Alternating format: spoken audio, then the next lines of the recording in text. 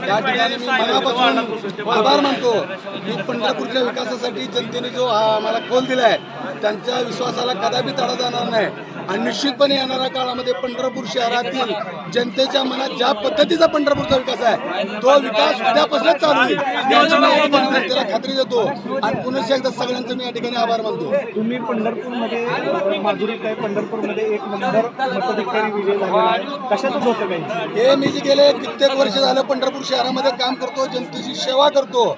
आदरणीय भारत नाना भालके यांच्या विचाराच्या अनुषंगाने या ठिकाणी मी पंढरपूरमध्ये काम केलं आणि त्याचं फळ जनतेने मला या ठिकाणी दिलं, त्यामुळे मी जनतेचे देखील या ठिकाणी आभार मानतो आणि पंढरपुरात सगळ्यात जास्त मतांनी रेकॉर्ड ब्रेक माझा विजय केला त्याबद्दल मी नतमस्तक होतो। हे उपकार मी कधी विसरणार हा मी जनतेला शब्द देतो। 17 नंबर मधला प्रभाग होता तुमचा, भरभरून प्रेम दिले तुम्हाला मतदारांनी। 17 मी त्या ठिकाणी प्रचाराच्या वेळेसच जाहीर केलं होतं की मी 17 नंबर प्रभागाचा एवढा विकास करेन की या सोलापूर जिल्ह्यातले नव्हे तर महाराष्ट्रातले नगराध्यक्ष, नगरपालिकेचे शिव असतील किंवा नगरसेवक असतील ते पंढरपूरचा 17 नंबर प्रभाग कशा पद्धतीने विकसित झालाय ते बघण्यासाठी येतील आणि हा वार्ड रोल मॉडेल असेल ही या ठिकाणी मी तुम्हाला खात्री देतो।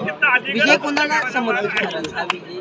हा विजय आदरणीय भारत नाना भालके, सन्माननीय रावसाहेब ठाकरे यांना हा विजय मी समर्पित केलेला आहे। ओके।